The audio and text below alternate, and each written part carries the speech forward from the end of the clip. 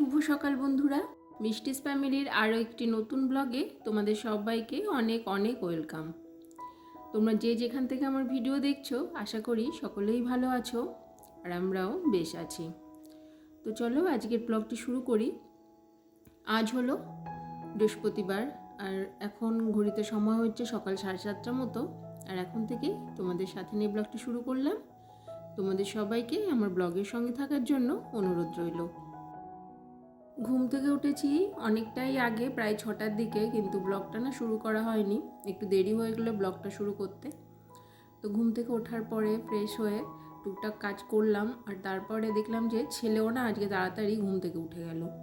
ও অনেকটা টাইম ঘুমোয়, কিন্তু আজকে আমি উঠেছি আর তারপর পরই আধা ঘন্টা পরে ও উঠে গেল। আর উঠে গেছে বলে না আমার এদিকের কাজকর্মগুলো শুরু করতে দেরি হয়ে গেছে। ওকে ব্রাশ টাশ করিয়ে দিয়ে তারপরে ফ্রেশ করানোর পরে খাওয়ানো দাওয়ানো সবই হয়ে গেছে। তাড়াতাড়ি ঘুম থেকে উঠেছেন, ওই জন্য খিদেটাও তাড়াতাড়ি পেয়ে যায়। অন্যদিন বেশি টাইম ঘুমোয় আর তখন আমি এদিকের কাজগুলো করে নিই, কিন্তু আজকে যেহেতু তাড়াতাড়ি উঠে গেছে তাই ভাবলাম যে ওকে সব কিছু করে দিয়ে তারপরে আমি কাজগুলো করি। আর আজকের ওয়েদারটা দেখো, একটু মেঘলা মেঘলা। অন্যদিন হয় কি, এই যখন এই 8টা মতো বাজে, সকাল 8টা, তখন দেখি রোদের তাপটা খুব ভালোই থাকে, কিন্তু আজকে দেখতে পাচ্ছ আমার জানলা দিয়ে দেখছি যে মেঘলা মেঘলা একটু ওয়েদার। জানি না পরে বেলার দিকে ওয়েদারটা ঠিক হবে কি না, রোদ উঠবে কি না, তো দেখা যাক। তো আমি আগে কাজকর্মগুলো করে নিই।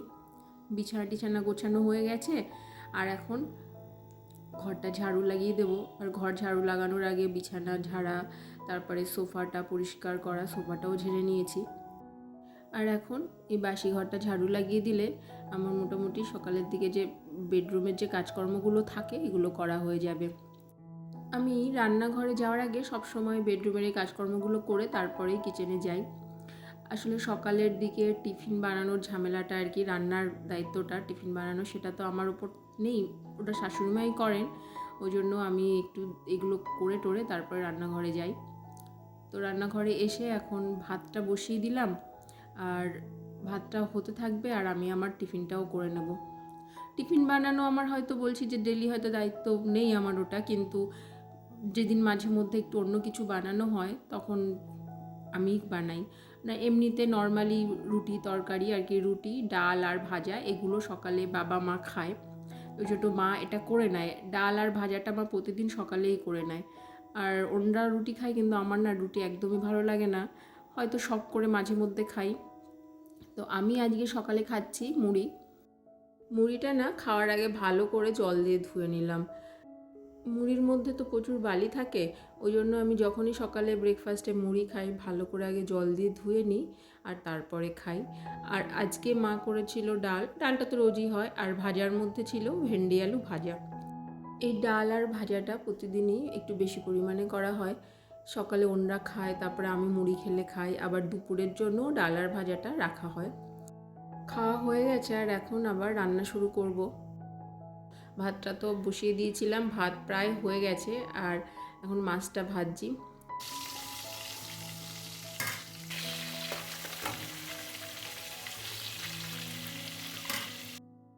আজকে আনা হয়েছে কাতলা মাছ, আর কাতলা মাছটা না অনেকটা বড় সাইজের, পিসগুলো অনেক বড় বড় ছিল আর অনেকটা বেশি পরিমাণে আনা হয়েছে, 2 দিন হয়ে যাবে, তাই কিছুটা মাছ রেখে দিলাম ফ্রিজে আর বাকিটা রান্না করছি। মাছ ভাজা বসিয়ে দিয়েই না সাথে সাথে আমি মাছের ঝোলের জন্য মশলাগুলো সব বেটে নিয়েছিলাম। তো আজকে করছি কালো জিরে ফোড়ন দিয়ে পোস্ত বাটা দিয়ে কাতলা মাছের মাখা মাখা একটা ঝোল, আর এর সাথে আমি একটু জিরে গুঁড়ো, ধনে গুঁড়ো আর আদা বাটাও ইউজ করেছি। এভাবে রান্না করলে বেশ ভালোই লাগে। সবজি দিয়ে তো খাওয়াই হয়, আলু দিয়ে বা অন্য সবজি দিয়ে, কিন্তু মাঝে মধ্যে যদি এরকম করে খাওয়া যায় মাছের ঝোলটা, একটু অন্যরকম টেস্ট, বেশ ভালোই লাগে, তাই না? আর আমাদের বাঙালিদের দেখবে মাছ ছাড়া চলেই না। আর দুপুরবেলা খাবার পাতে অন্য তরকারি সেরকম ভালো হোক না হোক, আর যদি এরকম একটা ভালো মাছের ঝোল থাকে সেটা দিয়েই খাওয়া হয়ে যায়। অন্য কিছু সেরকম রান্না না করলেই চলে, কিন্তু সেটা করলে তো চলবে না। হয়তো আমার হয়তো মাছের ঝোলটাই ভালো লাগছে খেতে, কিন্তু বাড়িতে তো আরও সবাই আছে, ওই জন্য প্রতিদিন দেখো 2-3টে আইটেমে করাই হয়ে যায়। মা তো সকালবেলা ডাল আর ভাজা করেছিল ভেন্ডি আলু, আমি আবার ভাত করলাম, মাছের ঝোল করলাম, আর তারপরে মাছের ঝোলটা বসিয়ে দিয়ে না সাথে সাথে একটু কটা পটল কুচিয়ে নিয়েছিলাম আর কি, কেটে নিয়েছিলাম, সেটা দিয়েই পটল আর ডিম দিয়ে একটা ভাজা করে নিলাম। ব্যাস, আজকে দেখো প্রায় 4টে আইটেম হয়ে গেল দুপুরের জন্য। রান্নার শেষে এখন সমস্ত কিছু পরিষ্কার করে একেবারেই রান্নাঘর থেকে যাব। আমি না রান্না করতে করতে আবার এ কাজ সে কাজ করতে পারি না। মানে অনেকে দেখেছি রান্না করে আবার সাথে সাথে রান্নাঘর থেকে বেরিয়ে এসে অন্য কাজও করে, কিন্তু আমি সেটা না করি না। আমি রান্নাঘরে ঢুকে একেবারে রান্নার কাজ করে রান্নাঘর পরিষ্কার করে সব কিছু মুছে টুছে তারপরে একেবারেই রান্নাঘর থেকে বেরোই। আসলে প্রত্যেকেরই কাজের একটা সিস্টেম থাকে, আর আমি আমার এই নিয়ম মতো মানে আমি আমার সিস্টেমে কাজ করি আর কি, যেটা যার যেরকম সুবিধা সে সেইভাবেই করে। রান্নাঘরের কাজ কমপ্লিট করে চলে এসেছি ওপরে।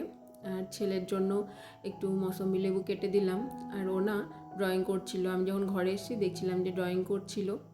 স্কুল বন্ধ তো, আর এখন স্কুলের বইগুলো দিয়ে দিয়েছে, কিন্তু সেটা যদি বলি যে বাবু একটু পড়, সেটা পড়তে চাইছে না। হয়তো সন্ধ্যাবেলায় পড়ছে, কিন্তু অন্য টাইমগুলো ওর যে ড্রয়িং করতে ভালো লাগে ওটা করেও সময় কাটাচ্ছে।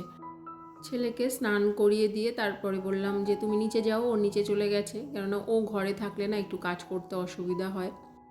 আর এখন আমি একটু এই কাজগুলো করব। আজকে প্রত্যেকটা জানলার এই কাজগুলো একটু পরিষ্কার করব। সকালবেলা তো দেখো সেরকম কোনো ডাস্টিংয়ের কাজই করিনি। গরম পড়ে যাওয়ার জন্য না আমি ডাস্টিংয়ের কাজ আর এখন আগে করছি না।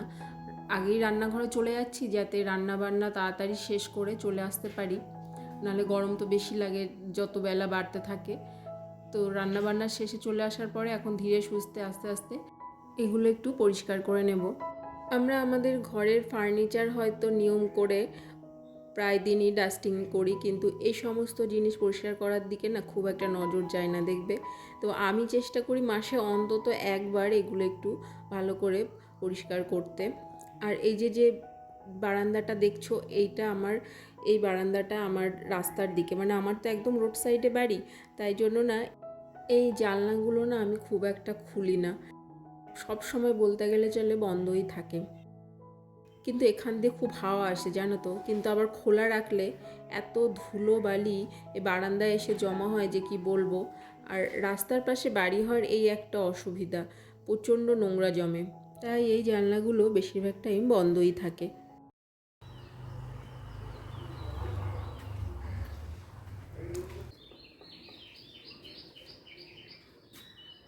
স্নান সেরে ছাদে চলে এসেছি জামা কাপড় মেলতে।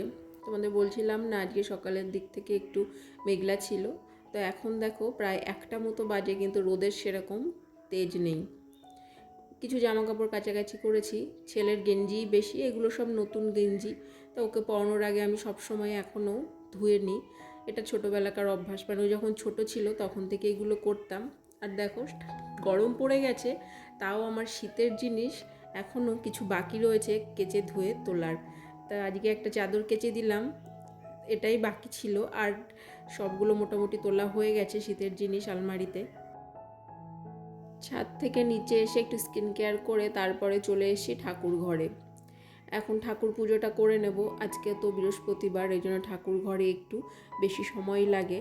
বৃহস্পতিবার দিনে পুজো দিতে দেখবে একটু বেশি সময় লেগে যায়, সব কিছু গুছিয়ে সুন্দর করে তারপরে পুজোটা করতে হয়।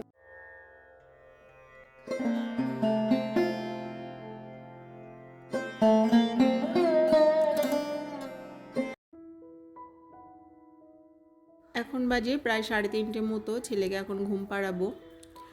ও না খাওয়ার পরেই ঘুমোতে আসে না, খাওয়ার পরে কিছুক্ষণ খেলাধুলা করে তারপরে ঘুমোয়। অন্যান্য বাচ্চারা দেখি যে অনেকে আছে খাওয়ার পরে ঘুমিয়ে পড়ে, কিন্তু এর আবার উল্টো নিয়ম। এই জন্য না ঘুমোতে একটু দেরি হয়ে যায়, 3:30 4টে মতো বেজে যায়। ওকে ঘুম পাড়িয়ে দিয়ে আমি চলে এসেছি আবার আমার কাজের দিকে। আমিও ঘুমোবো, কিন্তু এখন না একটু বাকি ছিল কিছু কাজ, সেগুলো এখন করব, আর তারপরে গিয়ে আমিও 1 ঘন্টা মতো ঘুমিয়ে নেব। সকাল থেকে নানান কাজে ব্যস্ত ছিলাম, তো এই জন্য না এই জামা কাপড়গুলো আর ভাঁজ করাই হয়নি।